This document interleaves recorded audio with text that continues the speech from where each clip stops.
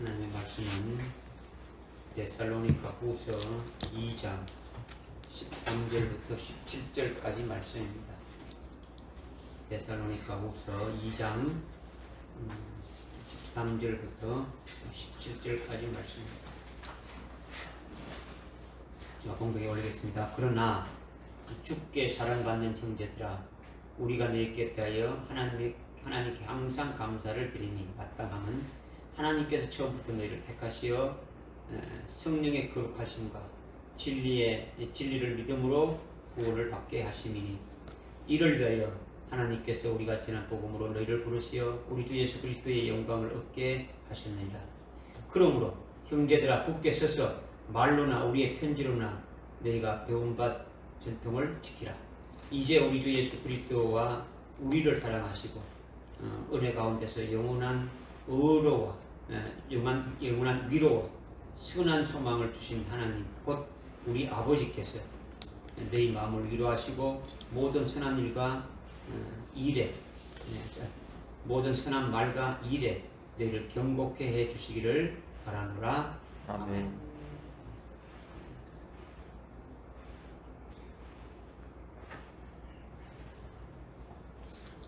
지금 데살로니가후서 2장 이제 마지막 부분의 말씀을 지금 상고하는데, 데살로니가후서는 종말론과 직결됩니다. 종말론과 직결.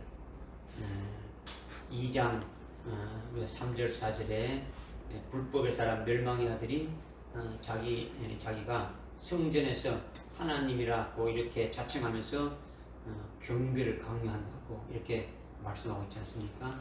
이것은 다니엘서 그 7장 8절과 25절에서 한 짐승이 나오는데, 그 한 짐승에서 그 작은 뿔이 하나님을 대적하고 아주 큰 말을 한다고, 하나님을 대적하는 큰 그와 같은 말을 한다고 말씀하고 있고, 또 다니엘서 11장 35절 36절부터 45절까지 이렇게 보면은 바로 그가 신들의 하나님을 대적한다, 이렇게 말씀하고 있지 않습니까? 이것이 바로 데살로니가후서 2장 3절 4절에서 하고 있는 말씀인데, 이것을 또한 예수님이 말씀하셨죠. 예수님이 마태복음 24장 그 15절에 보게 되면은 멸망에 가증한 것이 거룩한 곳에 쓴 것을 보거든 다니엘서를 읽는 자들은 깨달으라, 이렇게 말씀하고 있지 않습니까? 이렇게 예수님이 말씀하신 후에 사도 바울이 또 이 종말의 비밀을 데살로니가 후서에서 또다시 말씀하고 있는 거예요. 그러니까 다니엘이 다니엘서에서 예언하였고, 예수님이 이것을 적그리스도가 나타나서 환란이 시작되고, 그리고 그 후에 주님이 오신다는 것을 마태복음 24장에서 쭉 말씀하셨는데, 이것을 사도 바울이 또다시 아주 구체적으로 편지를 쓰면서 이렇게 데살로니가후서 2장에서 쭉 지금 말씀하고 있죠. 그렇기 때문에 데살로니가후서 2장은 바로 요한계시록과 같은 아주 종말의 계시를 말씀하고 있다는 거죠. 종말의 계시.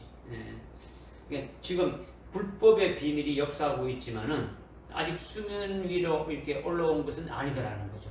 왜냐하면 막는 자가 있었어. 즉 그렇다는 거죠. 적그리스도가 정상적으로 이렇게 수면 위에 올라와서 활동하게 되면 그때부터 한 일회가 시작이 되고 7년 환란이 쭉 있게 되는데, 또 그때부터 환란이 시작되죠. 환란이 시작돼서 7년 환란이 쭉 끝나게 되면은 주님이 재림하셔서 그 불법자를 아주 심판하신다는 거죠. 그리고 불법자를 따르는 자들도 심판한다는 거죠. 그러니까 데살로니가후서 아주 2장 1절부터 12절까지, 우리가 오늘 13절부터 하는데 12절까지의 핵심 요점이 뭐냐? 우리가 이미 그 말씀을 두 번에 걸쳐서 이렇게 했는데, 진리가 재림하시는 예수님이신데, 진리가 내가 곧 길이요 진리요 생명이 되었는데, 그 진리가 지금 데살로니가후서에서 말씀하고 있는 재림하시는 예수님인데, 진리를 믿고 진리를 사랑하는 자는 예수의 증거하는 말씀을 위하여 아주 목배우 받기까지 아주 주님을 사랑함으로 아주 재림 주님을 그 재림 주님이 주시는 그 영광을 아주 받게 되어지지만은 그렇지 않고 진리를 믿지 않고 주님의 사랑을 받지 않는 자, 주님을 사랑하지 않는 자는 이들은 예수 믿지 않는 자들이 아니라 이들은 전혀 믿음이 없는 신앙생활 하는 않는 자들이 아니라 예수 믿는 자들을 말하는데 그들에게는 하나님이 오히려 아주 미혹하는 그와 같은 유혹의 역사를 적그리스도와 거짓 선지자들을 보내어서 아주 강력하게 미혹하게 해가지고 거짓 이적이나 표적을 행할 때에 아주 넘어가게 하고 결국 예수를 배도하고 예수를 팔아먹는 그들에 대해서는 아주 심판받게 하신다. 이 말씀을 1절부터 2장 1절부터 12절까지 말씀하고 있는 거예요. 그러니까 이 말씀은 아주 무시무시한 말씀이죠. 하나님이 아주 미혹의 강력한 미혹의 힘을 보내어서 그들로 아주 믿게 만들어 본다는 거죠. 왜? 그들은 진리를 사랑하지 않고 주님을 사랑하지 않기 때문에 주님 하신 말씀을 믿지 않기 때문에 그렇게 한다는 거죠.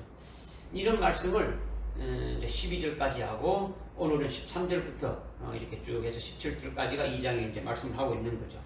13절에 보니까 주께 사랑받는 형제들아 우리가 너희에게 대해 하나님께 항상 감사드림이 마땅함은 하나님께서 처음부터 너희를 택하시어 성령의 거룩하심과 진리를 믿음으로 구원을 받게 하심이니 이를 위하여 하나님께서 우리가 전한 복음으로 너희를 부르시어 우리 주 예수 그리스도의 영광을 얻게 하려 하셨느니라. 이렇게 지금 말씀하고 있죠. 13절의 말씀을 읽으면은 여러분들이 확 이렇게 느껴지는 것이 없습니까? 13절의 말씀을 통해서 하나님께서 처음부터 택하셨고 성령이 거룩하시고 진리의 믿음으로 구원을 받게 하셨다. 이렇게 지금 말씀하고 있는 거죠. 진리가 누굽니까? 진리가 예수 그리스도죠. 그러니까 성부 하나님이 처음부터 택하신 것이 나오고 그리고 거기에 따라서 진리신 성자 하나님, 성자 그리스도가 진리로 구원받게 하셨고 성령의 거룩하심을 통하여 일하신다는 것을 말씀하고 있는 거죠. 그러니까 아버지 하나님의 사역과 그리고 예수님이 성부 하나님이 하신 그 사역의 범위 내에서 하나님이 하시는 성부 하나님이 정해놓으신 그 계획하신 그 범위 내에서 하신 일 그리고 그것을 아주 성령으로 우리에게 적용시키는 일 이런 것들을 지금 쭉 말씀하고 있죠. 삼일체 하나님으로 통해 가지고 일하시는 것을 지금 말씀하고 있다는 거죠.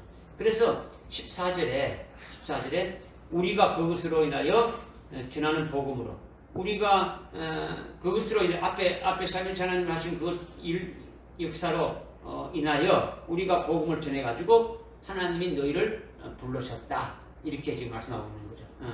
우리가 전하는 복음 사도 바울이 전하는 복음이 뭐냐? 이것은 결국 14절 끝에 말씀하고 있지 않습니까? 14절 끝에 나올 수 있는 것이 우리 주 예수 그리스도의 영광을 얻게 하셨다라는 거죠. 우리 주 예수 그리스도의 영광을 데살로니가 교회 아주 성도들이 얻겠다.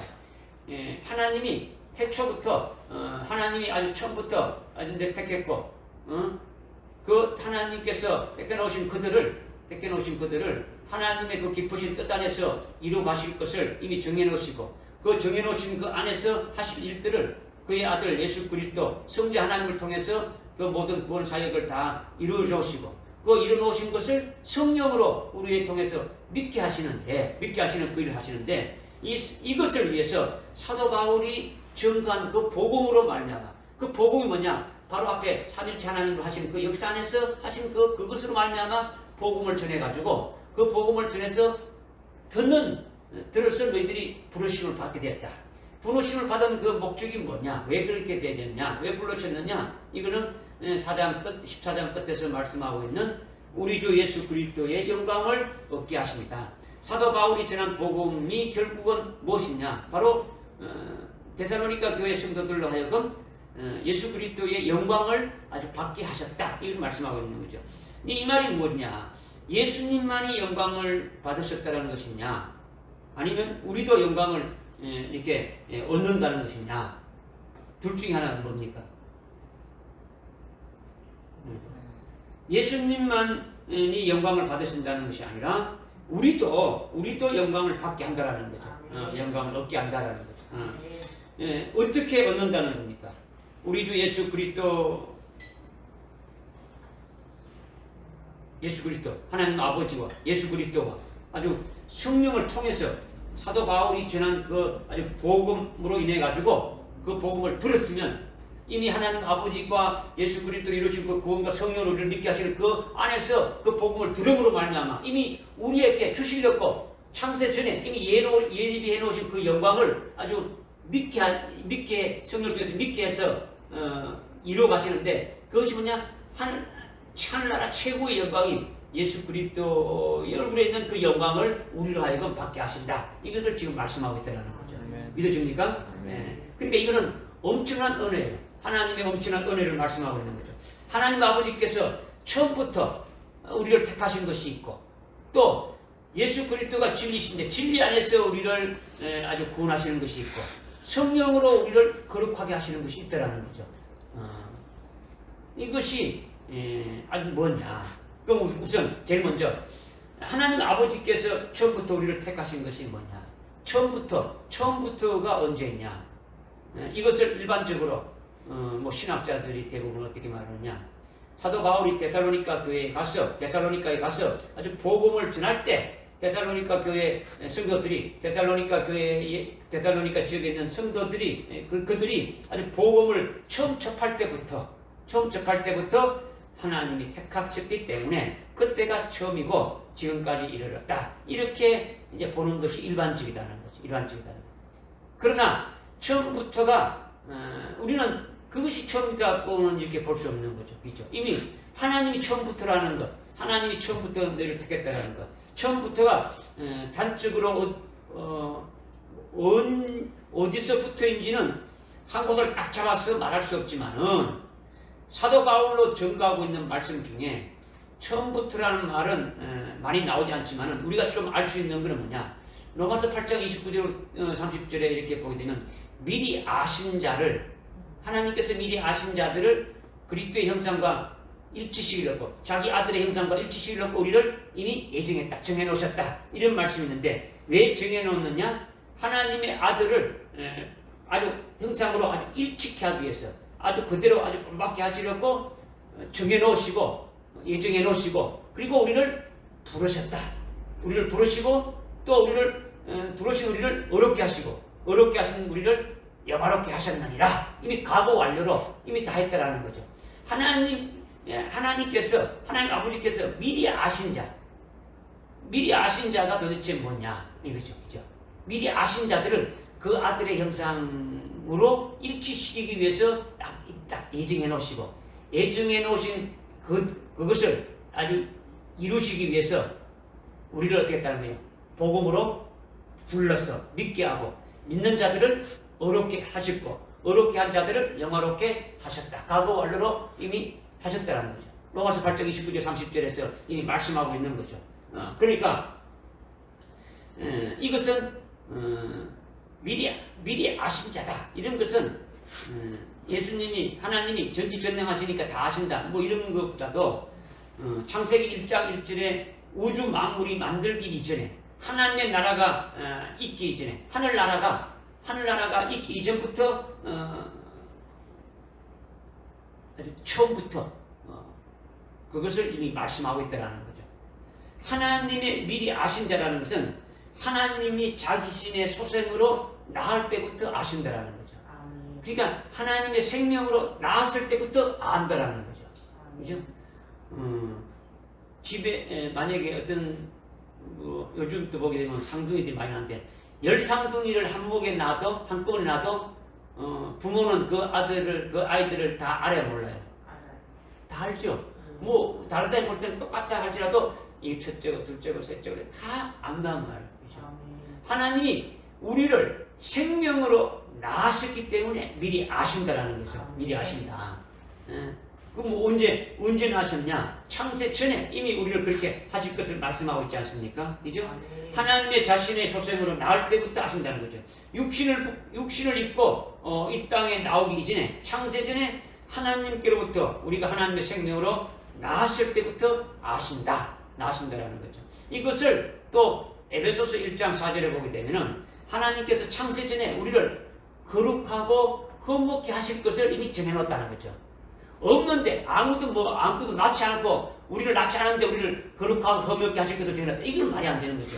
우리를 하나님의 생명으로 낳아놓으시고 하나님의 생명으로 낳은 우리를 그리스도 안에서 거룩하고 흠없게 한다. 이 말은 다른 말로 그리스도의 형상으로 일치시킨다라는 거예요. 그리스도와 같이 똑같이 그렇게 만들어 가신다라는 거예요. 하나님의 아들로 세운다라는 거죠. 그래서 히브리서 2장 11절에 말씀하고 있는 것이 거룩하게 하시는 분이 예수 그리스도, 거룩하게 함을 받은 우리가 다 한 분으로부터 태어났다. 이렇게 말씀하고 있는 거죠. 그러니까 주님도 하나님 아버지부터 출생했고 우리도 하나님으로 출생했기 때문에 그래서 히브리서 2장 11절에 형제라 부르기를 부끄러워하지 아니한다. 주님이 우리를 형제라고 부르기를 부끄러워하지 아니한다. 이렇게 지금 말씀하고 있는 거죠. 그러니까 창세 전에 하나님께로부터 태어날 때부터 미리 아신 자라는 거죠. 그러니까 이렇게 로마서와 에베소를 통해서 알고 있고 알 수 있고 뭐 요한복음을 통해서는 더 정확하게 말씀을 많이 하고 있죠. 그리고 바울이 기록한 조금 전에 히브리서 2장이라든가 이런 말씀을 통해서 아주 하나님 아버지로부터 그렇게 하시는 자가 나올 때에 거룩하게 함을 이 받은 우리가 하나님 아버지께로부터 나온 자가 된다. 이것을 함께 나왔다라는 것을 분명히 아주 말씀해 주고 있다는 거죠. 믿어집니까? 그러니까 본문 13절에서 말씀하고 있는 처음부터라는 것은 데살로니가 교회가 복음을 접할 그때부터가 아니라 이미 이 땅이 창조된 이유가 아니라 창세 전에 하나님 아버지로부터 생명의 아들로 나올 때부터 그때가 처음 택할 때 처음부터라는 거죠. 처음부터 믿어지죠, 그죠? 그래서 에베소서 1장 4절에 말씀같이 창세 전에 우리를 그리스도 안에서 우리를 그리스도와 똑같이 아주 거룩하고 흠없는 자로 만들기 위한 아주 목적을 택했다. 그 목적을 택해서 그것을 이루기 위해서 누구를 보냈다는 겁니까? 예수 그리스도를 보냈죠. 우리를 예수 그리스도 안에서 거룩하고 흠없게 하시려고 이미 그 목적을 택해놓고 그렇게 하기 위해서 우리를 예수 그리스도를 보내서 우리를 아주 죄로 완전 죄의 장아찌 같이 아주 마귀의 아주 종으로 살아갔던 우리를 거기서 뽑아내서 아주 거룩하게 어렵게 하셨다라는 거죠. 믿어집니까? 그래서 예수님이 오셔서 흠없고 거룩게 하시려고 예수님이 오셨다라는 거죠. 그래서 죄 문제를 아주 해결하기 위해서 예수님이 대신 어떻게 됐습니까? 십자가에 아주 대속 구원을 이루어 주셨죠. 그리고 어렵게 우리를 입혀 주셔서 의의 열매만을 맺게 하는 거야. 성령의 열매를 맺게 하는 거죠. 그렇죠? 육신의 소욕을 따라가게 되면 육신의 열매를 맺는데 우리는 성령 안에서 성령의 열매를 맺게 되는 거죠. 저기 에베소 갈라디아서 6장에서 말씀하고 있지 않습니까? 그죠? 말씀하고 있죠. 그러니까 이것을 조금 더 우리가 조금 우리가 한번 생각해 볼 것이 뭐냐? 우리가 하나님의 자녀다. 하나님의 자녀라는 것은 어떻게 됐기 때문에 우리가 하나님의 자녀냐? 지옥과는 불택자냐? 이것을 하나님의 자녀이냐 불택자이냐? 이거를 택한 것이 절대로 아니더라는 거죠. 택한 것이 아니다. 오늘 우리가 하나님께서 택해가지고 하나님께서 우리를 택해가지고 하나님 아들 된 겁니까? 예? 하나님 택해서 우리가 하나님 아들 됐어요? 아니잖아요. 우리는 어떻게 해서 하나님의 아들 된 겁니까? 하나님 자녀 된 겁니까? 하나님 생명을 낳았더라는 거지. 하나님이 똑같은 사람을 만들어가지고 이 사람은 천당 갈 자, 이 사람은 지옥 갈 자로 택해놨다면 하나님한테 충분한 설명이 안 되지는 거예요. 하나님 하신 그 일을 하나님이 어떻게 하셨다는 걸 충분히 설명할 수 있습니까? 아니잖아요. 그죠? 하나님을 아주 나쁜 사람으로 나쁜 분으로 하나님 아주 아주 공의롭지 못한 하나님으로 만들지 않습니까? 하나님은 전능하신 분이기 때문에 다 아시지만은 하나님은 의로우시고 아주 공평하신 분이라는 거죠. 그런 하나님의 성품이나 그런 하나님의 그 신성이 절대로 훼손되지 않는 속에서 하나님이 택하고 이루셨다는 거죠. 사람을 똑같이 만들어서 하나는 천당 보내고 하나는 지옥 보낸다는 것은 하나님의 성품과 하나님의 그 신성에 전혀 맞지 않는 거죠. 하나님의 절대 아주 주권자이시니까 그렇게 마음대로 하신다고 말하면 그는 하나님을 나쁜 분으로 몰아가는 거예요. 하나님은 절대자니까 하나님대로 마음대로 할 수 있다. 그래서 너는 지옥 보내고 너는 천당 보낸다. 하게 되면 하나님은 나쁜 분이죠. 누구는 그렇게 하고 누구는 그렇게 하느냐. 하나님은 좋은 사람만 택해가지고 천당 보내고 마음에 안 든 사람을 지옥 보내는 그런 분으로 훼손시키는 것이 되면 안 된다라는 거죠. 하나님은 절대 그러신 분이 아니시다라는 거죠. 하나님의 주권도 그렇게 설명하면 우리는 안 되진다라는 거죠. 하나님이 주권자로 절대적이 돼가지고 그런 하나님으로 몰아가는 것은 아니더라는 거죠. 오늘날 많은 자들이 그렇게 보고 있지 않습니까? 하나님의 생명으로 나음과 된 자들이 하나님의 자녀이고 하나님의 생명으로 낳지 않는 자들이 바로 하나님의 생명이 없으니까 하나님의 자녀가 아니라는 거죠. 하나님의 생명이 있느냐, 하나님의 생명이 없느냐라는 거죠. 가룟 유다와 같이 아주 불택자는 하나님의 자녀가 아니라는 거죠. 요한복음 6장 70절에 보게 되면 이미 어떻게 말씀하고 있느냐? 가룟 유다는 주님이 불을 붙였겠습니다. 이는 마귀니라 했다. 마귀니라. 그 속에 하나님의 생명이 없더라는 거죠. 오늘날 예수 믿는 자들을 하나님의 자녀라고 우리는 믿고 있지 않습니까? 그렇게 보고 있지 않습니까? 그렇죠. 예수가 그리스도를 믿는 자는 하나님 아버지로부터 직접 아주 출생했다고 요한일서 5장 1절에서 말씀하고 있지 않습니까? 좀 찾아봅시다. 요한일서 5장 1절에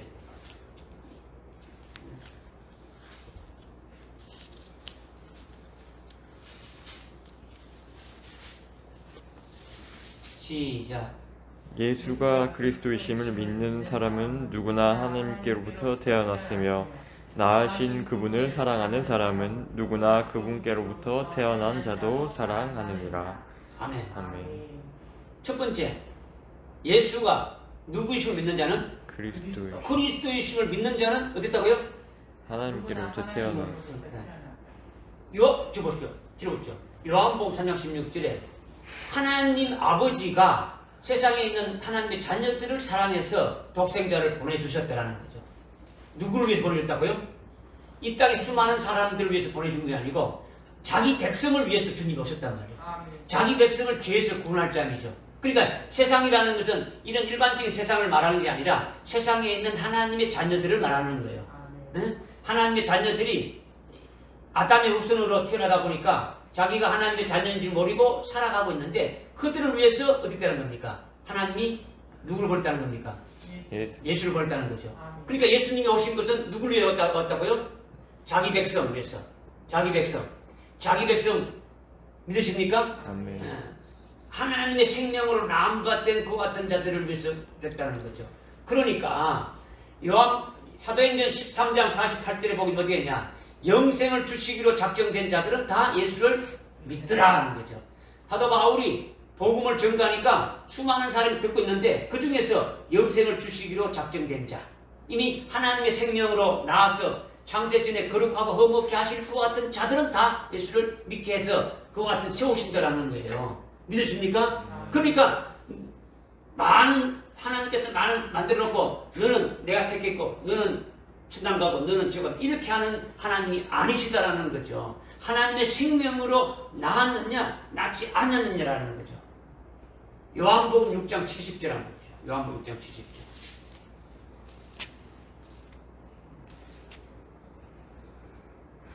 시작. 예수께서 그들에게 대답하시기를 내가 너희 12를 택하지 아니하였느냐 그러나 너희 중에 하나는 마귀니라고 하시니라. 아멘. 하나 중 12 중에 하나가 마귀다. 이미 그 앞에 쭉 말씀하신 가룟 유다를 말하고 있는 거죠. 가룟 유다는 이미 뭐라고요? 마귀다라는 거죠. 마귀다. 하나님의 생명이 없는 자예요. 없는 자. 그 대표로 아주 아예 딱 말해놓고 있는 거죠. 성경에서. 예. 그러니까 오늘날 우리가 예수를 믿는 우리들은 나나 여러분은 하나님의 생명을 낳았다고 보아야 되는 거예요. 믿어집니까? 아멘. 확실합니까? 아멘. 하나 더 봅시다. 히브리서 2장 11절.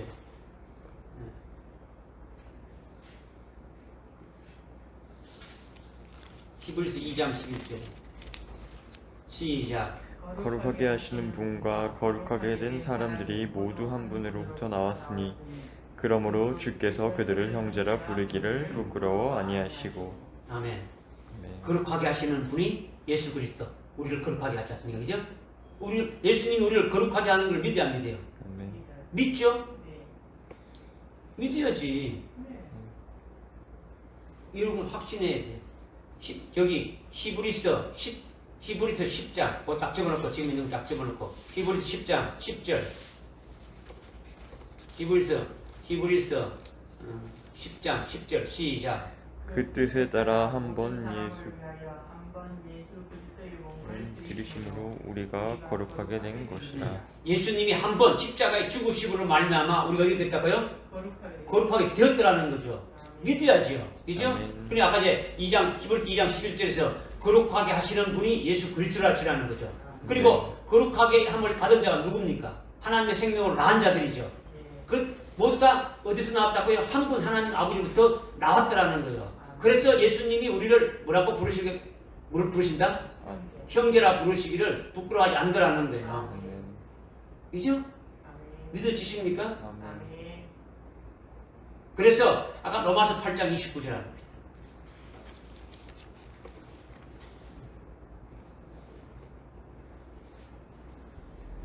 시작. 그분께서는 미리 아신 자들을 자기 아들의 형상과 일치하게 하시려고 또한 예정하셨으니 이는 그를 많은 형제 가운데서 첫 태생이 되게 하려 하심이니라. 첫 태생이 되게 하려 하십니다. 아멘. 예. 하나님께서 미리 아신 자들을 그 아들의 형상과 일치시키려고 예정했다는 거죠. 그죠? 예정해놓고 밑에 30절에 어떻게 한다고 했습니까? 부르시고 어렵게 하시고 영화롭게 하셨느냐 했죠. 그런데 29절 어떻게 말하고 있습니까? 예수 그리스도를 뭐라고 불렀습니까? 첫 태생이다. 맏아들이라는 거죠. 맏아들. 믿어집니까? 그러니까 미리 아신 자들을 그의 아들의 형상이 아들이 누굽니까? 맏아들이죠. 맏아들과 똑같이 우리를 어떻게 한다고요? 만드신다라는 거죠. 지금 무슨 말씀인지 모르겠습니까? 우리는 하나님으로부터 같이 나왔기 때문에 이런 말씀들이 여러분이 그냥 믿음으로 아주 생명으로 확 바뀌어버리면 내가 하나님의 아들인지 아닌지 하나님 자녀 아닌지 예수 믿고 천당 가는 가 이거 완전히 해결되어지는 거예요. 그렇지 않습니까? 그 아직도 내가 하나님 아들인지 아닌지 의심이 들고 내가 천당 가는지 지옥 가는지 이거 아직 그거 위해서 내가 열심히 신앙생활하고 그겁니까? 그거 아니잖아요. 그죠?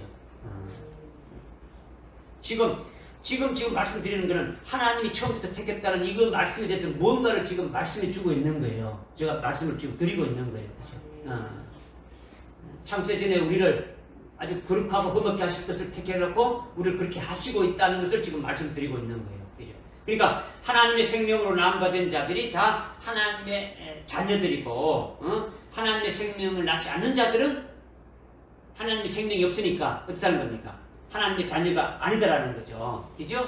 그러니까 하나님이 우리를 낳으셨는데 왜 낳으셨느냐 이렇게 따질 필요가 있습니까? 없습니까? 없죠. 하나님 왜 우리를 낳으셨냐. 그렇지? 하나님의 생명을 낳으셨는데 어느 누구도 아주 따질 수 없는 거예요. 어느 누구도 원망할 수 없는 거예요. 그러니까 하나님이 자기 자녀들을 사랑하는 것은 아주 정한 이치라는 거예요. 하나님이 자기 아들 낳았으니까 자기 하나님의 자녀들에 대해서는 아주 모든 것을 다 동원해서도 사랑하신다라는 거죠.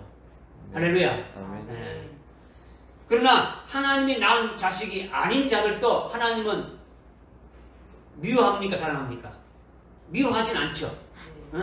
하나님이 비록 생명을 낳지 않았지만은 그들에게도 햇빛을 주시고 비를 내려주시고 먹을 것 주시고 다 합니까? 안 합니까? 다 하셔요. 다 하셔요. 어? 일반 은총으로 다 누리게 하신다라는 거죠. 아무리 악을 행하는 자들이라도 먹을 것을 주시는 거다. 왜 그러냐면 하나님은 선하시기 때문이라는 거죠.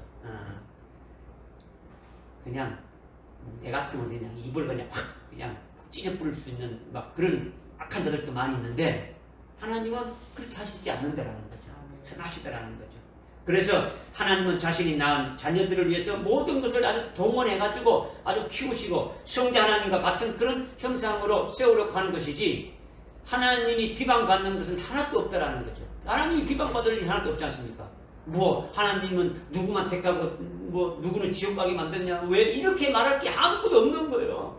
하나님은 선하시고 하나님이 하나님 하시는 것은 모든 것이 다 선하신 거예요.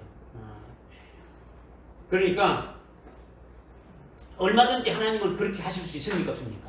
다 하실 수 있다라는 거죠. 다 하실 수 있다는 거죠. 그런데 장로교의 그 시조라고 할 수 있는 칼빈은 그 칼빈주의였지 않습니까? 오늘날 구원하는데 하나는 택해서 천당 가게 장로교가 선택론이지 않습니까? 그죠? 택했다는 거죠. 한 사람은 택해서 천당 가게 하고 한 사람은 버려서 지옥 가게 한다. 이것은 하나님의 그 주권과 하나님의 은혜와 하나님의 그 사랑과 하나님의 그 신성에 비춰보면 전혀 맞지 않는 거예요. 전혀 맞지 않는. 성경도 그렇게 말하지 않고 있는 거죠. 그러니까 성부 하나님이 친히 우리를 낳으셨다고 말씀하고 있는 거예요. 하나의 창조물로서 그저 예수 믿으면 하나님의 그 양자로 입양된다고 성경에도 없는 것을 어거지로 만들어 놓은 거예요. 우리말 성경에만 양자의 영이라고 이렇게 번역되는데 실은 그런 게 없죠. 그죠? 로마서 8장 15절에 양자의 영이 있어가지고 예수 믿으면 양자 된다 이렇게 말하는데 양자는요 한자로 보게 되면 기를 양자의 아들 자자 원래 하나님의 아들인데 하나님의 아들로 이렇게 불러가지고 원래 하나님의 아들 자리에 세워서 키워간다라는 거죠. 누구처럼? 맏아들처럼 그렇게 우리를 키우기 위해 이렇게 양자라는 거예요. 이 양자의 영은 뭐냐? 우리 영을 말하는 게 아니고 큰 대문자, 그 대문자 성령을 말한단 말이에요. 양자의 영은 성령을 말하는 거예요. 성령을. 우리를 하나님의 아들로 이렇게 키우시는 분을 말씀하고 있다는 거죠. 갈라디아서 4장 6절 한번 보십시오. 갈라디아서 4장 6절.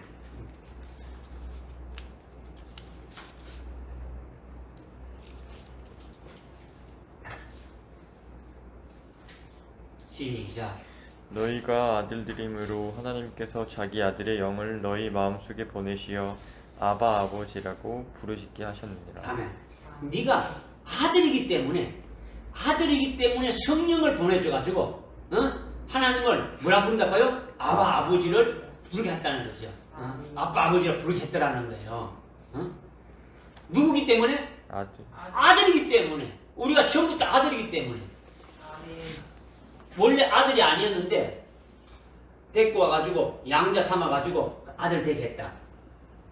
그러니까 자기는 양자고 하나님은 양아버지고 그렇잖아요. 그죠? 오늘날 그리스도인들이 하나님을 양아버지로 부르는 자들이 목사들부터 비롯해가지고 대부분이 그렇게 믿고 있단 말이에요. 이게 아주 잘못된 거죠. 하나님이 들었으면 얼마나 속이 상하겠습니까? 그죠? 하나님의 생명으로 낳은 자임에도 불구하고 자기가 그 하나님의 아들임에도 불구하고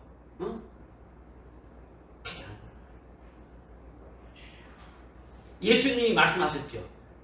마태복음 23장 8절 한번 봅시다. 마태복음 23장 8절에 마태복음 23장 8절에 시작. 그러나 너희는 랍비라 불림을 받지 말라. 이는 너희 선생은 9절에 또 땅에 있는 사람을 너희 아버지라 부르지 말라. 이는 너희 아버지는 한 분 곧 하늘에 계신 분이시기 때문이라. 이거 누가 말하는 겁니까? 주님이 말씀하셨죠. 주님이 말씀하셨는데 이 땅에 있는 자는 네 아버지가 아니다. 하늘에 있는 자가 네 아버지라는 거예요. 그죠? 네. 무슨 말인지 알겠죠? 네. 믿어야지. 안 믿는다는 말이에요. 그러니까 지금 하나님이 태초부터 우리를 택했다. 태초부터 택했다라는 것은 우리를 이렇게 본란 택했다는 게 아니고 이미 에베소서 1장 4절에 창세전에 우리를 거룩하고 허목케 하실 것을 택했다라는 거죠. 하나님의 생명을 놓고 우리를 어떻게 할 것은 아주 거룩하고 아주 허목케 할 그 목적을 택해놓고 우리를 그렇게 하신다라는 거예요. 믿어지죠? 그리고 우리는 하나님 우리를 생명을 낳았다는 말을 지금 찾아봤지 않습니까? 그죠? 히브리서 2장 11절에 했죠. 요한 1서 5장 1절의 말씀으로 우리가 또 깨달았죠. 로마서 8장 29절 30절의 말씀을 통해서 깨달았죠. 그죠? 그 다음에 마태복음 23장 9절의 말씀을 통해서 또 깨달았죠. 그죠? 그렇게 깨달았으면 우리가 알아야지. 한 군데만 나와도 우리가 아멘 받아야 되는데 이렇게 말씀하고 있는데도 아니야 나는 양아들이야 나는 하나님의 양자야 이렇게 믿으려고 한 겁니까? 그렇게 믿으면 아주 어리석은 거죠. 하나님 앞에 나중에 갔을 때 하나님은 양아버지잖아요. 우리 친아버지가 누군지 한번 찾아보겠다 이렇게 돼야 될 거 아니에요. 친아버지가 마귀입니까? 사탄입니까? 그게 아니잖아요. 그죠? 우리는 확실하게 믿어야 되죠. 그죠? 그러니까 아주 우리는 하나님의 생명으로 낳음받은 자들이다. 그래서 하나님을 아버지라 부른다. 네. 이것을 지금 그 데살로니가 교회에 지금 하나님의 그 태초부터 이렇게 하신 것을 지금 사도 바울을 통해서 지금 말씀하고 있는 거예요. 그죠? 두 번째는 뭘 했습니까? 두 번째는 성령의 거룩하심을 했다 했으면 하자니까. 그죠? 13절에 아까 본문 13절에 성령의 거룩하심으로 이렇게 좀 말씀하시는데 하나님 아버지께서 처음부터 우리를 택하시고 그 다음에 성령으로 거룩하심은 성령을 부어줘가지고 우리를 아주 흠없고 거룩하게 온전히 아주 세워질 수 있게 하시는 거예요. 하나님 아버지가 삼위일체 하나님 중에서 대표가 하나님 아버지지 않습니까? 그죠? 아버지가 모든 계획을 계획하고 주관하시는 거예요. 계획하시고 예정하시고 하신 거 다 해놓으신 거죠. 그 안에서 아들이 그 아버지의 그 계획 안에서 그 모든 일들을 하신다라는 거죠. 하나님의 생명을 낳음받은 그 아들들을 아주 거룩하고 흠없게 하실 그것을 위해서 그 주님이 아주 멜기세덱 계율에 따른 대제사장으로 이때 오셔가지고 아주 십자가의 제물 되시고 우리를 속죄구나시고 다 하신 그 모든 것이 하나님의 계획 안에서 다 이미 이루어 놓았죠. 이루어 놓은 것을 우리에게 직접적으로 적용시키는 것은 누가 하신다는 겁니까? 성령이 우리를 불러서 그 예수님이 이루어 놓은 것을 믿게 하는 거예요. 예수님의 아버지가 하나님의 아버지라는 것을 믿게 하는 거예요. 무슨 말인지 알겠습니까? 네. 이것이 이제 거룩하게 하는 거죠. 성령을 부어가지고 아주 성령께서 흠없게 아주 거룩하게 온전하게 세워질 수 있게 하시는 거죠. 그래서 성령이 구체적으로 거룩하게 하셨다. 이것을 말씀하고 있는 거예요. 우리 속에 성령이 계시는 것은 거룩하게 하시는 일을 하시는 거예요. 무엇을 거룩하게 하시는 겁니까? 우리가 그리스도 안에서 그리스도의 세례를 받으면 우리 죄의 몸이 완전히 아주 부서지게 되지는 거죠. 또 그 표가 뭡니까? 우리가 예수를 믿고 예수의 이름으로 세례를 받게 되면은 우리의 옛사람을 완전히 아주 벗어버리고 그리스도의 것이 되어지는 거죠. 그리스도가 거룩하시니까 우리를 거룩하고 흠없게 만들지 않습니까? 그렇게 된 표가 뭡니까? 성령이 우리 속에 와 계신다는 표죠. 거룩하신 성령이 와 계신다는 거죠. 믿어집니까? 오셔서 이제는 너희는 죄의 몸이 아니다. 지금 너희 몸은 거룩한 곳이다. 이렇게 하는 것이 하나님의 직으로 삼아서 우리 속에 와 계신다는 거죠. 우리 속이 성전으로 해서 성령 하나님이 와 계신다는 거죠. 믿어집니까? 이것이 성령이 우리를 어렵다고 보정시켜 주는 거죠. 하시는 거죠. 성령은 주님이 부어주시지만은 성령이 오시면 거룩한 것이 되는 것이 아주 확정되지는 거예요. 확정된다는 거죠. 그렇게 성령이 오시면은 우리 안에서 성령이 그냥 가만히 있는 겁니까? 어떻게 합니까? 내주하시면서 계속 일하시죠. 성령이 우리 안에서 일하신다는 거죠. 우리는 성령의 도구가 돼서 성령이 아주 시키는 대로 성령이 하나님 대로 하는 거예요. 성령으로 하는 모든 것은 거룩한 겁니까? 불의한 겁니까? 거룩한 거예요. 어려운 거예요. 성령의 열매가 맺어지는 열매들은 전부 다 아주 거룩한 열매가 맺어지게 되어진다는 거죠. 왜냐하면 성령 하나님이 거룩한 영이기 때문에 하는 일도 거룩하고 맺히는 열매도 아주 거룩하게 될 수밖에 없는 거예요. 거룩한 성령이 계신 곳은 아주 거룩한 곳이니까 성령에 의해서 열매 맺는 모든 것이 아주 거룩의 결과물이 되어지는 거죠. 이것이 성령으로 거룩하게 하셨다. 이걸 말씀하고 있는 거예요. 결국은 성령이 우리를 하여금 악인의 길을 이렇게 따라가거나 죄인의 길에 이렇게 앉지 않도록 우리를 아주 구별시키는 거죠. 성령이 우리를 꽉 붙잡아가지고 아주 순교할 자로 이렇게 아주 세우고 순교도 시키는 거예요. 그죠? 오늘날 은혜 시대 때는 성령이 주도해서 우리의 구를 이루어가시고 환란이 시작되게 되면 그 성령의 아주 7번 아주 충만케 해주시는 7명의 역사로 우리 하여금 아주 순교까지 시켜주신다라는 거예요. 믿어지십니까? 네. 그래서 성령이 거룩하시다라는 거죠. 실제로 예수님이 십자가에 달려 피 흘려 죽으시는 것도 성령이 그렇게 하신 거예요. 그 다음에 부활하시는 것도 됩니까? 주님이 부활하시는 것도 성령으로 그렇게 딱 이렇게 하시고, 물론 하나님 아버지 안에서 다 이루어주시는 거지만 성령으로 그렇게 하신다라는 거죠. 그러니까 우리도 같은 거죠. 우리도 같은 거예요. 성령이 우리로 아주 순교할 수 있게 하고 아주 승리할 수 있게 하시는 거예요. 그리스도의 신부가 되기까지 그 일을 아주 막 그냥 이끌어가는 거예요. 뭐 하기만 하면, 믿기만 하면, 그냥 성령이 일하시는데 그냥 믿고 따라가고 그분을 인정하고 아주 하시는 대로 그냥 내어드리게 되면 성령이 다 일하신다는 거죠. 우리가 성령에 의해서 말하고 성령에 의해서 행동하게 될 때는 전부 다 그것이 거룩한 것이 되어지는 거죠. 그죠?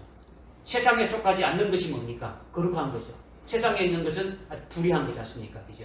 이렇게 성령의 거룩하심의 범위가 없는 것이 아니라 거룩하신 성령이 하시는 그 성령이 거룩하게 하시는 것은 첫 번째 하나님 아버지의 택하신 속에서 그 택하신 것을 예배해 가지고 성자 하나님이 아주 우리를 구원케 하시는 것이고 그 구원케 하시는 그 모든 것을 믿게 하시는 것이 성령이 하신다라는 거죠. 그러니까 성령이 하는 범위가 무한정이 아니고 하나님의 그 계획하신 암 속에서 다 우리를 그렇게 해 가신다라는 거예요. 할렐루야. 믿어지죠? 그러니까 믿는 자 속에 성령이 내주하면서 아주 활동하기도 하고 아주 열매를 맺게 해서 결국은 그리스도의 형상으로 아주 거룩하게 해 가시는 분이 성령이시다라는 거예요. 성자 하나님이 택하심 안에서 이루신다라는 거예요. 성령은 예수님이 이루신 구원 안에서 일하시는 거죠. 우리가 이렇게 삼위일체 하나님 안에서 이렇게 일하시는 것이, 삼위일체 하나님이 일하시는 것이 무엇인지 아주 똑바르게 알아야 우리도 그렇게 바르게 증거할 수가 있는 거예요. 그냥 예수님이 했고 뭐 하나님 아버지가 했고 뭐 다 같이 그거 이게 아니고 아주 분명한 거예요. 그죠? 삼위일체 하나님이 다 똑같은 목적을 향해서 똑같이 일하시지만은 그 하시는 일은 다 이렇게 정해져 있는 거죠. 그것을 우리가 분명히 알고 이렇게 믿게 되면은 우리의 믿음이 되면 더 확실해지는 거죠. 확실해지는 거죠. 이것을 13절에서 지금 말씀하고 있는 거죠. 하나님 아버지의 택하심과 성자 하나님의 이루신 그 구원의 사역과 성령 하나님의 거룩하심에 대해서 지금 이제 아주 구별되게 이렇게 말씀해 주고 있는 거죠. 그 다음에 13절에 또 뭐 말씀하고 있습니까? 본문 13절에 보니까 진리로 구원을 이루겠다라는 거죠. 뭘 했다고요? 진리로 구원했다. 성자 하나님으로 아주 구원을 이루게 하신 것을 말하는 거죠. 예수님이 요한복음 14장 6절에 내가 곧 길이요 진리요 생명이라고 말씀했는데 예수님이 진리라는 거죠. 요한복음 1장 14절에 예수님은 말씀이 육신돼서 이 땅에 오신 분인데 그 말씀이 돼서 이 땅에 오신 그 예수님 안에 은혜와 진리가 충만하더라 있지 않습니까? 그러니까 예수님이 진리시다라는 거죠. 그 진리로 우리를 알고 구원에 이르게 하신다라는 거죠. 이렇게 삼위일체 하나님으로 인해 가지고 데살로니가 교회 교인들이 지금 세워져 있음을 지금 말씀하고 있는 거예요. 너희들이 그렇게 지금 사도 바울로 지금까지 쭉 해서 그렇게 세워진 것을 통해서 지금 후서에서 지금 말씀하고 있지 않습니까? 그죠? 그렇게 해서 그렇게 지금 하나님께서 계획하신 그 모든 은혜 속에서 이루어져 가고 있는데 그것은 바로 뭐냐? 우리가 가서 복음을 전거하니까 하나님의 그 구원하신 내 뜻에 따라서 우리가 복음을 전거하니까 너희들이 믿고 그 하나님이 이미 그 구원하신 그 모든 것이 너희들에게 그대로 이루어졌는데 그것이 뭐냐? 우리 주 예수 그리스도로 영광을 이미 받게 하셨다. 주님도 영광 받았고 너희들도 이미 영광을 받았다. 이것을 지금 말씀하고 있는 거죠. 할렐루야. 그래서 14절에 이를 위하여 하나님께서 우리가 전한 복음으로 너희를 부르시어 우리 주 예수 그리스도의 영광을 얻게 하려 하심이라 이렇게 말씀합니다. 삼일체 하나님으로 이루신 구원을 아주 받는데 이것이 잘 이루어지기 위해서 14절에 보니까 하나님께서는 우리가 전한 복음으로 너희를 아주 부르셔가지고 우리 주 예수 그리스도의 영광을 얻게 하셨다. 이것을 지금 말씀하고 있는 거죠. 우리가 전한 복음은 우리가 전한 사도 바울이 전한 복음으로 삼일체 하나님을 하시는 모든 일이 이루어지게 했다라는 거예요. 이루어지게 했다라는 거죠. 지금 성부 하나님, 성자 하나님, 성령 하나님으로 하시는 하실 그 일들을 데살로니가에 있는 그와 같은 자들에게 하나님이 하실 그 일들이 사도 바울로 복음을 증거해가지고 그 일들이 이루어지게 되어졌다. 이것을 지금 말씀하고 있는 거죠. 그러니까 우리가 전한 복음은 사도 바울이 전한 복음인데 그 복음은 무슨 복음이냐? 어떤 복음을 말하느냐? 뭐 딱 부러지게 나오지는 않았지만은 그 뒤에 나와 있는 결론으로 보게 되면은 우리는 알 수 있다라는 거죠. 주 예수 그리스도로 영광을 얻게 하는 복음이라는 거죠. 단순하게 예수 믿고 구원을 얻었다는 이런 정도가 아니다라는 거죠. 예수 믿고 은혜 받았다. 구원의 복음을 받고 은혜의 복음을 받은 정도가 아니라 이미 어디냐 하늘나라의 최고의 아주 영광을 받게 하는 그 같은 영광의 복음을 받았음을 이야기한다고 하고 있다는 거죠. 이미 우리는 데살로니가 교회가 데살로니가 전서 1장 1절부터 쭉 이렇게 말씀을 지금 우리가 상고해 오고 있지 않습니까? 상고해 오고 있는데 데살로니가 교회가 어떤 믿음으로 세워지는 것을 우리가 보고 있지 않습니까? 그죠? 그러니까 단순하게 예수 믿고 너희들이 구원받았다. 이것을 지금 말하는 게 아니란 말이에요. 그죠? 이들은 이미 목숨을 내놓고 다시 오실 주님을 사모하고 있지 않습니까? 아주 순교의 믿음으로 지금 세워 있는 자들 있지 않습니까? 그죠? 유대에 있는 아주 예수를 믿지 못하게 유대에 있는 자들이 와서 막 방해하고 자기 동족들이 완전 방해해가지고 완전히 환난과 핍박 가운데서 지금 이들이 믿고 있지 않습니까? 그죠? 그런 자들이니까 이들에게 말씀하시는 것이 단순하게 어떤 그런 구원의 은총을 말하는 게 아니더라는 거죠. 그러니까 우리 주 예수 그리스도로 영광을 얻게 하셨다. 이렇게 이미 완료로 이렇게 지금 말씀하고 있는데 예수 그리스도의 영광은 어디에 있는 겁니까? 예수 그리스도의 영광은 고린도후서 4장 6절에 보니까 예수님의 얼굴에 있는 하나님의 아주 광채를 아는 빛을 우리에게 비춰주셨다. 예수님의 얼굴에 있는 하나님의 영광.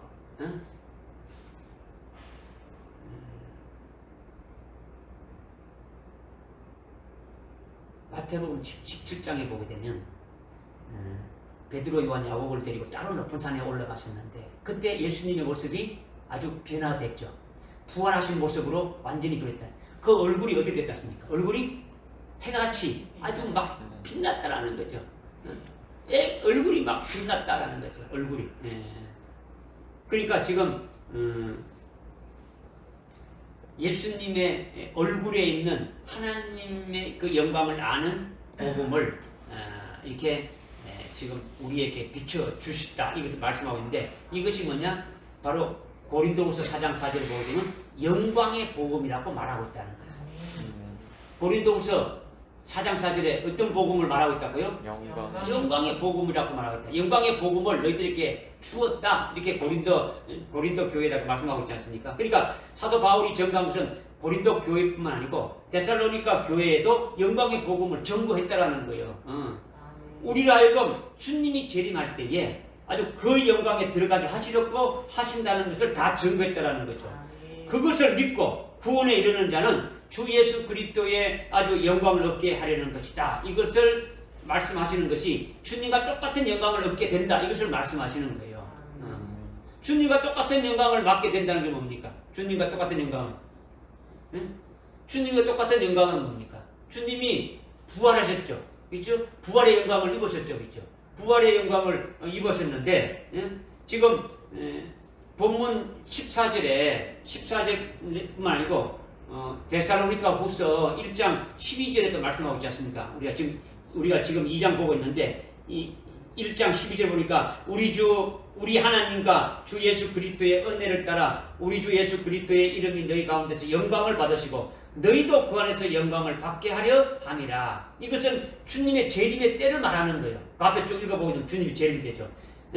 데살로니가서 1장 7절부터 보게 되면은 진리를 거부하는 악한 자들을 심판을 받게 되고 10절에 그리스도는 그의 성도들로부터 영광을 받으시고 그리고 12절에서 말씀하시는 것도 너희도 그리스도 안에서 영광을 받게 한다. 이것이 바로 뭐냐?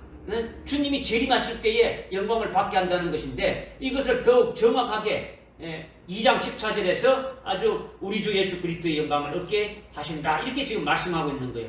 특별히 하나님의 택하심과 진리로 인해 가지고 구원에 이르게 한 결과가 바로 성령으로 거룩하게 하심을 통해서 바울로 전한 그 복음을 위하여 너희로 예수 그리스도의 영광을 얻게 하신다는 이 말씀이 그냥 흘러버리는 그런 말씀이 아니라 어마어마한 말씀으로 우리에게 주신 거예요. 그래서 하나님이 미리 택하신 것은 그 영광을 받게 하려고 그렇게 하셨다라는 거예요. 믿어지십니까? 네. 그러니까 13절의 말씀을 읽을 때에 이 말씀이 어마어마한 말씀이에요. 13절에 본문 13절의 말씀이 아주 엄청난 내용의 말씀인데 그 내용의 말씀이 결국은 14절 끝에 아주 우리로 하여금 아주 영광을 아주 얻게 하셨다 이렇게 지금 말씀하고 있는 거죠. 14절에 사도 바울로 전가한 복음이 어떤 복음이냐? 영광의 복음인데 이 영광의 복음은 예수 그리스도의 얼굴에 있는 하나님의 영광을 아는 빛이다 이렇게 했는 거죠. 이 빛을 마태복음 17장 1절부터 이해해 보게 되면 베드로도 받았고 요한도 받았고 야고보도 받았고 그래서 베드로 후서에서 막 이거 여기에 대해서 아주 막 증가하고 있지 않습니까? 결국은 어떻게 됐습니까? 아주 순교를 당하게 될 것을 요한복음 21장에 가서 예수님이 직접 말씀해 줬지 않습니까? 거듭하고 야고보 사도는 어떻게 됐습니까? 사도 중에서 제일 먼저 순교했지 않습니까? 그죠?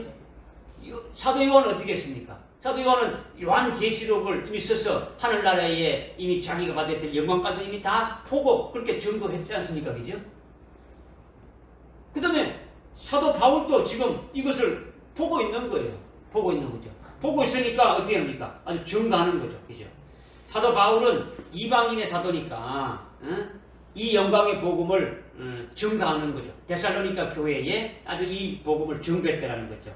아주 데살로니가 교회 교인들이 이것을 듣고 아주 구원에 이른 것이 우리 주 예수 그리스도의 영광을 얻게 하려는 것이다 이거예요.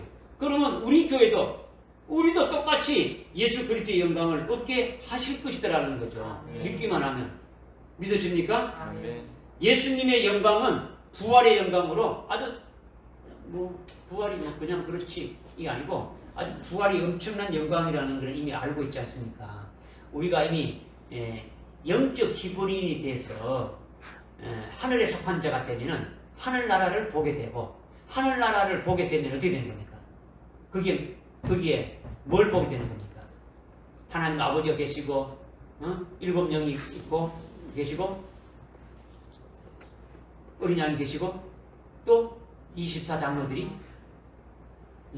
있는 걸 보게 되고 내세물이 있는 걸 보게 되고 요한계시록 사장의 말씀들이 쭉 이렇게 5장까지 이렇게 전개되어 나오고 있지 않습니까? 그런 걸 봅니까 안 봅니까? 보게 되는 거죠. 네. 그죠?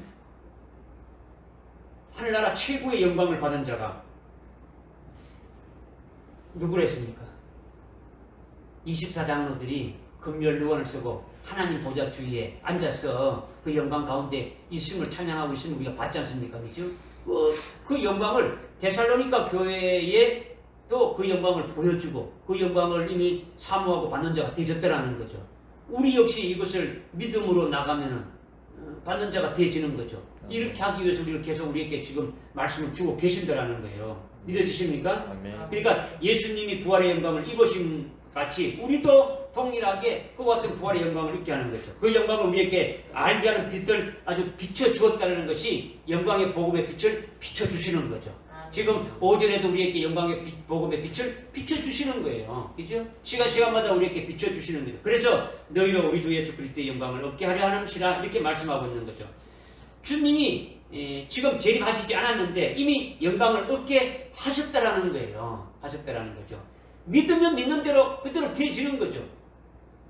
그래요, 안 그래요?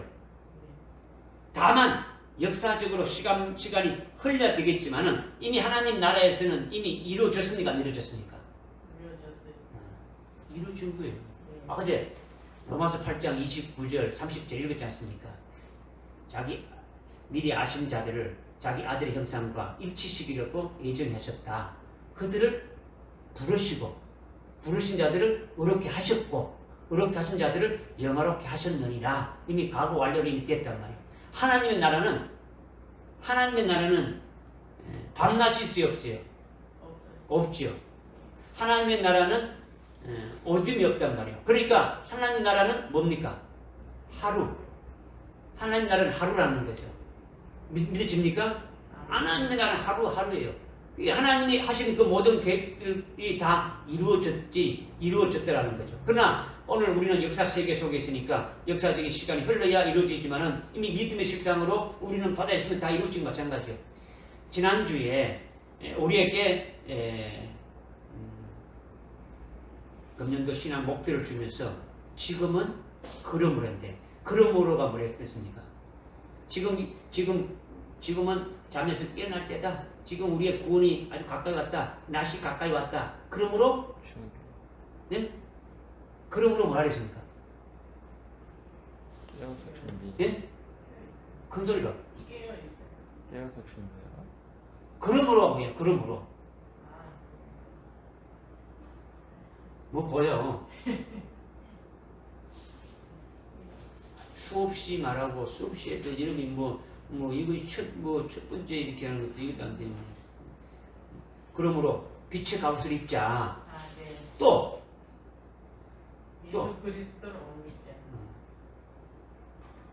낮에와 같이 단정히 행하고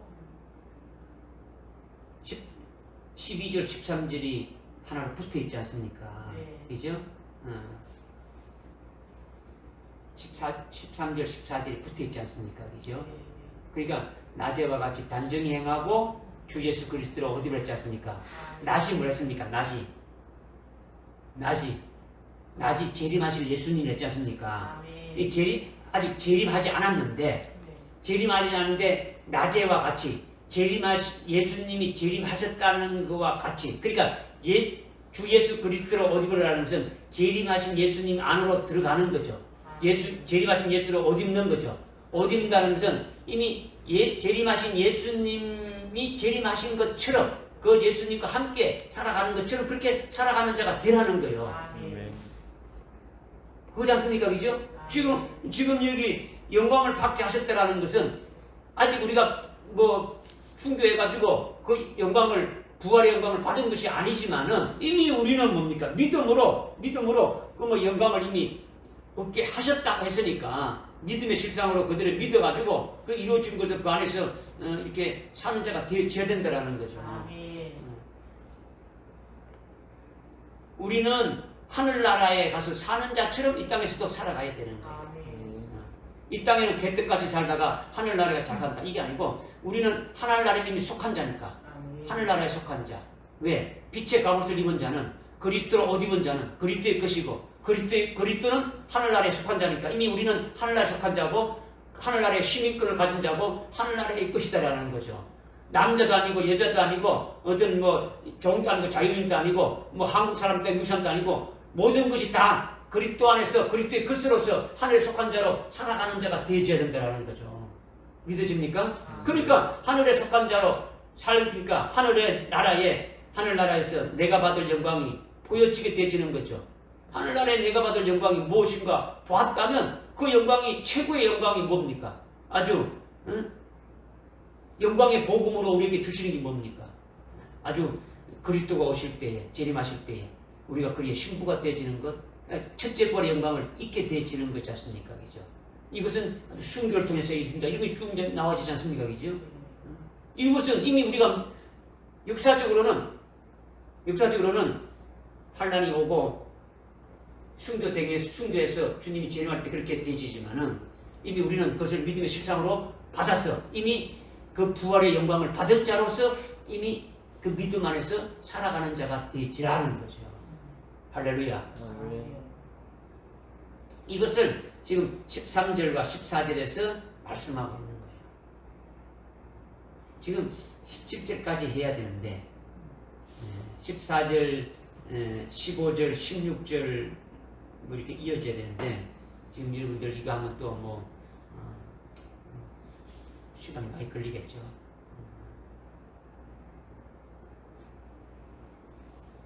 계속 할까요? 하기 싫어가지고.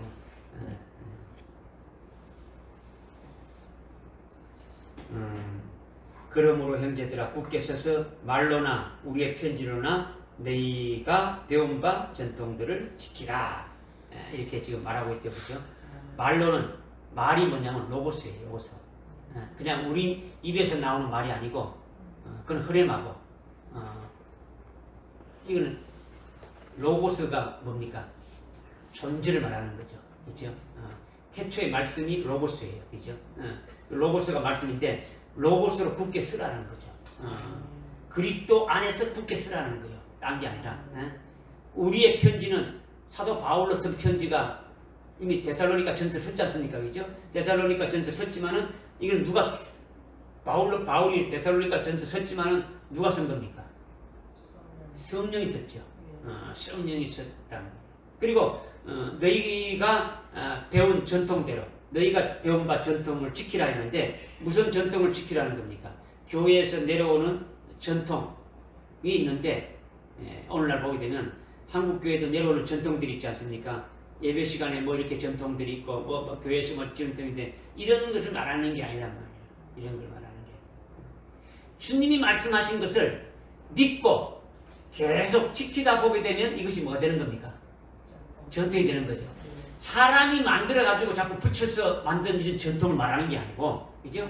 로고스, 말씀에 아주 굳게 쓰고, 사도 바울로 증거한, 편지한 것, 그러니까 성령으로 기록해서 증거한 그 말씀에 아주 굳게 쓰고, 그 말씀, 주님이 하시는 그 말씀에 의해서 계속 지키면서 내려다 보면 그것이 전통이 되는데, 그것을 굳게 아주 붙잡고 쓰라는 거예요. 쓰라는 거죠.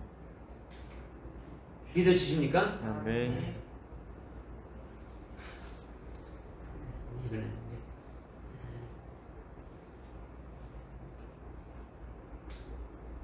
마가복음 한참 같은 마가복음 9장 한참 마가복음 9장 7장 9장 차례 마가복음 7장 9장 차례 7장 9장 시작. 또 주께서 그들에게 말씀하시기를 너희 자신의 전통을 지키기 위해 너희가 하나님의 계명은 쉬이 버리는도다. 너희가 너희 전통, 사람이 만든 전통을 지키기 위해서 하나님의 계명, 하나님의 말씀을 갖다 버려본다는 거죠. 오늘날 교회가 그렇다는 거죠. 오늘날 골로새서 2장 8절을 보면 어떤 철학적인 전통, 교회 안에 철학적인 어떤 전통, 율법 아래서의 전통 이런 것들을 지킨다는 거죠. 이런 것은 다 헛되다 이렇게 말씀하고 있는 거죠. 그죠? 이런 것들은 결국 우리를 뭐 하느냐? 속인다라는 거죠. 하나님을 뭐 이렇게 하나님을 잘 믿는다는 걸로 해가지고 이걸 지금 말씀하고 있는데 이거는 아니다라는 거죠. 한 가지 예를 들면 한국 교회에 사도신경을 안 하면 뭐라고 취급합니까? 이단으로 취급하죠. 우리 교회 지금 사도신경을 안 하는데 사도신경을 안 하면 이단을 취급하는 거죠. 이거는요 이단 연구소인 탕명한 그 목사가 돌아가셨지만은 신천지라든가 하나님의 교회라든가 뭐 여호와의 증인이라든가 뭐 이런 데서 사도신경은 잘못됐다 하면 안 된다 이렇게 주장하니까 모든 교회가 이거는 하지 않으면은 이거는 이단이다 이렇게 아주 판명을 해가지고 이렇게 공포를 하니까 그걸 따르는 거예요. 그러니까 모든 교회가 이것이 표준이 되는 거예요. 아 사도신경 안 하면은 이거는 이단이다 이렇게 아예 신학교부터 이렇게 가르쳤다는 거죠. 사도신경을 고백하는 거는요 천주교가 아주 거룩한 공이라고 고백하는 거예요. 원문에 그 사도신경의 원문에 보게 되면은 아주 거룩한 공예가 The Holy Catholic Church로 되어 있어요. 천주교들은요 자기들만이 아주 정통한 교회로 인정하는 거예요. 우리 기독교는요 자기들 안으로 들어와야 된다 이렇게 보고 있는 거예요. 교회로 치고 하는 거죠. 뭐 얼빠진 그런 목사들은 뭐 큰 집이니 작은 집이 이렇게 말하지 않습니까? 뭐 천주교는 큰 집이고 우리는 작은 집이다 이게 아니에요, 그죠? 사도들이 신앙을 고백한 거는요 역사적으로 없어요. 찾아보기 없어요. 굳이 말한다면 사도들이 만들었다는 신경이 뭐냐면 마태복음 16장 16절이에요. 베드로가 했죠. 베드로가 신앙 고백한 거 있죠. 주는 그리스도시요 살아계신 하나님의 아들입니다. 이것이 우리의 신앙 고백이 되어져야 되는 거예요. 사도신경은요 천주교의 교부들이 만든 거예요. 교부들이. 천주교는요 기독교가 아니에요. 그건 우상 집단이에요. 그렇기 때문에 사도신경은 나중에 적그리스도가 나타나게 되면요 자기 편을 가르는 연습을 지금 시키고 있는 거예요. 하나님께는요 사람이 만든 전통을 하지 말라 했지 않습니까? 그죠? 하나님은 사람 만든 거 하지 말라 했어요. 그죠? 이게 사도신경이 한 2세기경에 나왔는데 천주교가 처음에 카톨릭이 로마의 국교가 돼가지고 로마의 국교가 됐을 적에 이미 그전에는 이미 초대교회로부터 내려오는 교인들이 기독교가 있었습니까? 없었습니까? 있었죠. 그들을 이제 로마의 카톨릭으로 흡수하기 위해서 어떻게 했습니까? 아주 구별시키기 위해서 이것을 하나의 수단으로 만들어가지고 초기 기독교인들이 이것 때문에 어떻습니까? 아주 뭐 수많은 사람들이 아주 순교를 당했죠. 순교를 당했다. 이걸 하지 않으면은 죽이는 거죠. 오늘날도 이것을 안 하면 영적으로 죽이는 거죠. 이단이라고 해가지고 막 죽이는 거죠. 사도신경을 해가지고 거룩하고 이게 아니라 하나님은 사람이 만드는 것은 하지 말라고 하니까 우리는 성경 말씀대로 따르자라는 거죠. 따르자라는 거죠.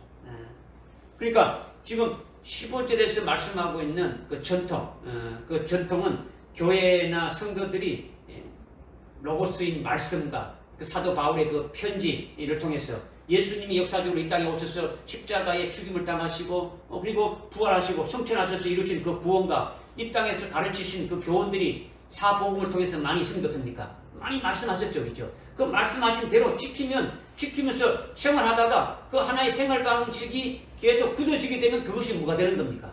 전통이 되어지는 거죠. 이런 예수님의 가르침이 아닌 것은 인본적이고 잘못되어진 것이니까 이거는 아주 주님께 책망받는다라는 거죠. 이것은 하지 말라고 하는 거죠. 하지 말라고. 교회의 절기를 지키는 것도 하나님은 레위기 23장에서 7대 절기를 지키라고 했는데 이 7대 절기는 지키지 않고 지금 교회에서 지키는 것이 주로 성탄절을 지키고 뭐 추수감사를 지키지 않습니까? 이런 것들 그죠? 추수감사절은 어디 들어왔습니까? 미국의 청년들에 의해 가지고 세워져서 그렇게 된 것이 들어왔어요. 지금 그걸 지키고 있는 거죠. 그 다음에 성탄절은 뭡니까? 성탄절은 완전 이교도의 일의 축제일과 마찬가지예요. 여러분들이 그냥 인터넷 찾아봐도 나오는 거죠. 부활절도요. 초실절이 맞는 것이 부활절이에요. 부활은 영어로 리저렉션인데 그 리저렉션 데이 그러면 그거라도 이해는 가겠는데 그것도 아니고 어떻습니까? 이스트 데이라고 하죠.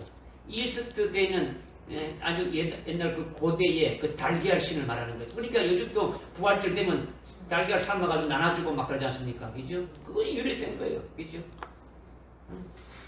이런 것들을 우리는 믿음의 눈으로 보면서 하나님이 말씀하신 것은 어떻게 해야 되는 겁니까? 지켜야 될 것은 지키고 하나님이 하지 말라는 것은 어떻게 합니까? 하지 말아야 되는 거죠. 그죠?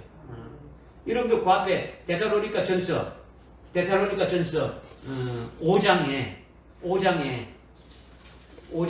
22절 한번 읽어봅시다. 22절. 악은 어떤 형태이든지 피하라. 악은 어떤 형태든지 피하라.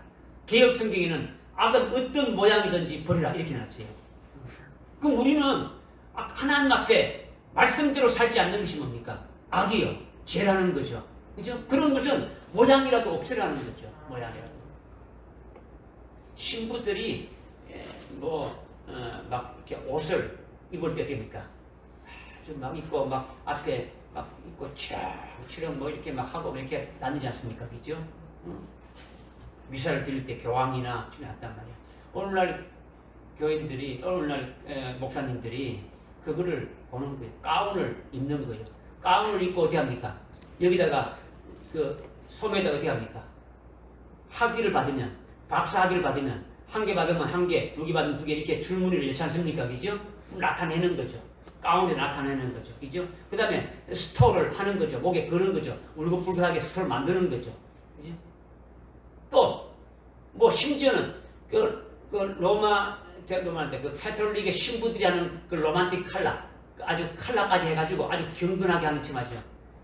아주 하나님 보기에 아주 가증스러운 짓을 찾아가면서 하고 있는 거예요. 오늘날 목사님들도요. 버려야 되는 거예요. 그죠? 이와 같은 것들은요, 주님이 지금 말씀하신 것이 뭡니까? 전통이라는 것은 주님이 말씀하신 것대로 그대로 지키라는 거예요. 이것을 위해서 사람이 만든 전통을 위해서 하나님의 계명을 버리지 말라고 하는 말씀하고 있지 않습니까? 그죠? 지금 이 15절의 말씀이 그 말씀을 지금 하고 있는 거예요. 믿어집니까? 아멘. 이것을 지금 우리 교회는 지키는 거예요. 그렇게 하길 원하는 거죠. 그렇게 하길 원하는 거죠. 우리 교회는 성찬식 할 적에 가운을 입습니까? 안 입습니까? 가운을 입어야 하는 거예요. 목사가. 생각이 잘 안 나죠? 생각이 안 나는 게 정상입니다. 왜? 거기에 관심 두는 게 아니니까, 그죠? 춘찬회 할 때 주님이 어떻게 하시니 거기에 관심이 있는 거죠.